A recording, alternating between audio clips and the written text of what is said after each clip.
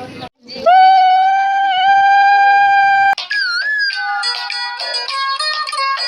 नमस्कार सांग मैंने जय जगन्नाथ। आज गोटे फ्रेश ब्लॉग को आपण मानक बहुत सारा स्वागत। तो सेदिन आप ब्लॉग रे देखिथे जमीक आम बहुत हैरान है कि पीसी शाशु घर जाए पहुँची जाइलु।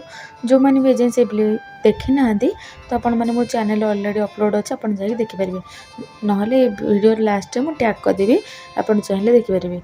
तो सका उठला से दिन राति जहाँ भी है बहुत लेट है शोला बेले सका उठला समस्त चा करने को तो पड़ो ना जेहेतु घर बो तापर भी एमती रिसेप्शन तो घरे कुणिया मित्र पूरा समस्त फुल फाइल होते तो समस्त मुझे चा बसई किंतु सका आरंभ हो जाता वर्षा पाग देखिकी आप देखिकी जापारे कि वर्षा आरंभ हो जाता।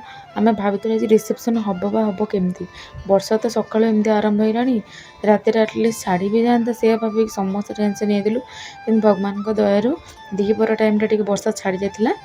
तापर आम ये चा करके मो शाशु ये ठिया आम पी देलु। वर्षा पाग देखो केमी देखा आपको देखु परिवेशटा पूरा ग्रीन ग्रीन देखा मेघुआ मेघुआ पाग होती पूरा बहुत ही बढ़िया लगुला शांत परिवेश थिला।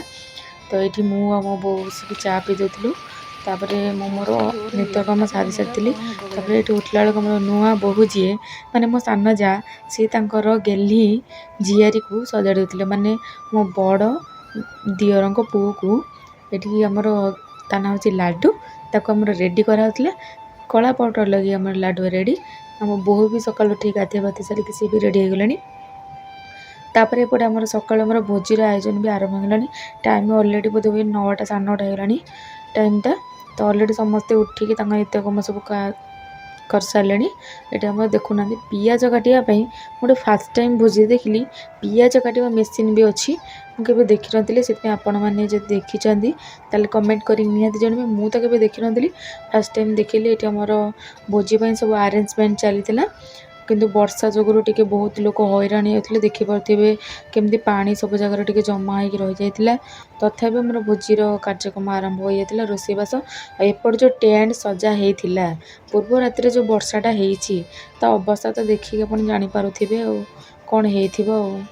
तथापि समस्ते बहुत ही एक्साइटेड थे जेहेतु आम घर शेष बाहागर थिला जेहेतु दियर बाहागर तो भाउज मैंने तो मजामस्ती टे करेंगे ना।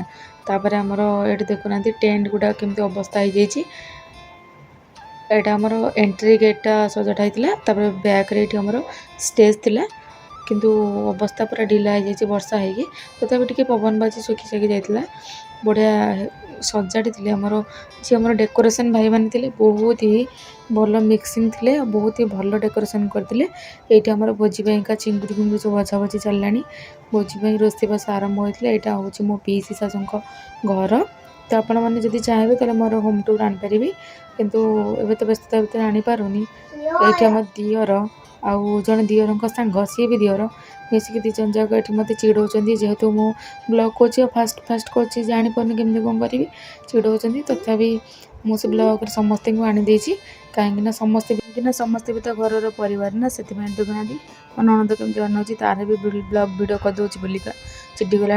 ये आम घरे जो मैंने मेम्बर थे माने कुणिया बंधु बांधव सब लोक मैंने आसते सांग सर्कल मैंने जो मैंने आसते से रोषे होटा हूँ ऑल मेम्बर माने जो मैंने गाँ भोजी डकाई पी सांगर से रोषे चलता और रोषेबास आरंभ हो जाता सका जलखिया चा समस्त आम खाई मो पुओ ये रेडी हो सका गाधे पाधे रेडी हो गला। ये देखुना चतुर्थी माने सकाल दिन जहाँ भी कर्म थाए ये गोटे कर्म सरला पूजा पूजा आरंभ हो गला।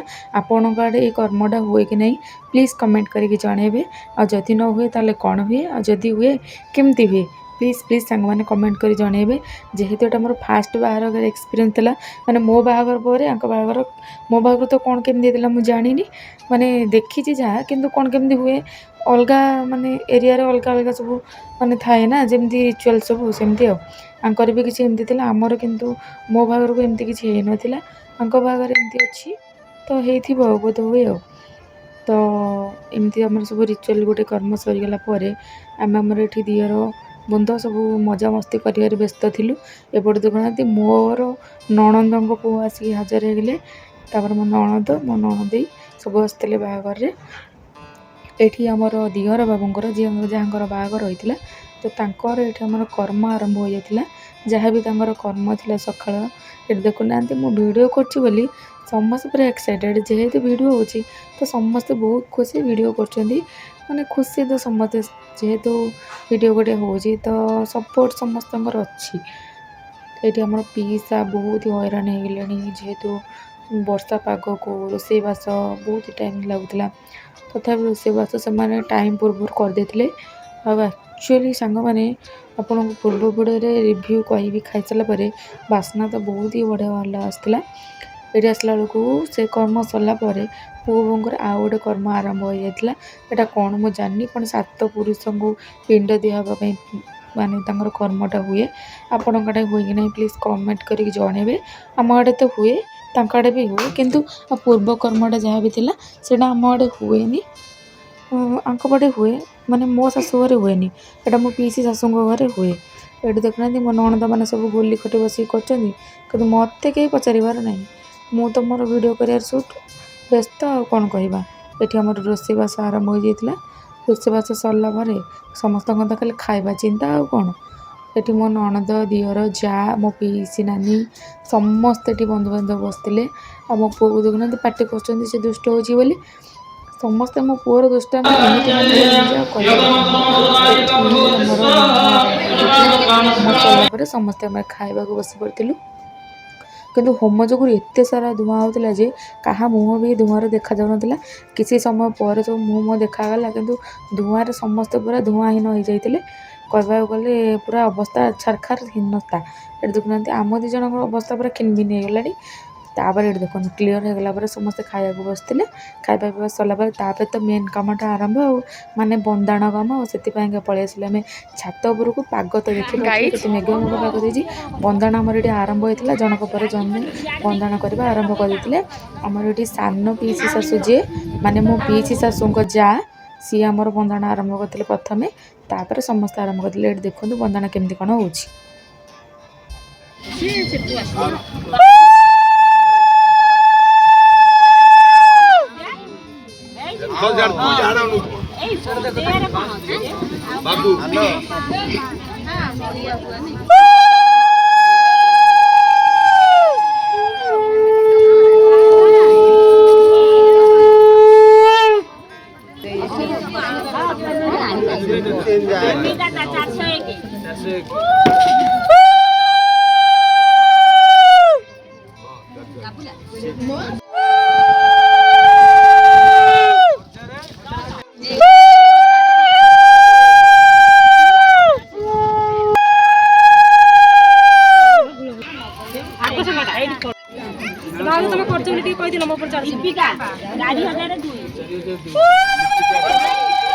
ଏଠି ମୋର ଯିଏ ଯା ଥିଲେ, ମାନେ ମୋ ସାନ ଯା'ର ଉପର ଯା, ମାନେ ମଝିଆ ଯା, ସିଏ ଆମର ଯାଇଥିଲେ ଏଠି ବନ୍ଦାଣ କରିବା ପାଇଁ। ବନ୍ଦାଣ ସରିଲା ପରେ ମୋ ନଣନ୍ଦ ସିଏ ବି ଯାଇଥିଲେ ଏଠି ବନ୍ଦାଣ କରିବାକୁ।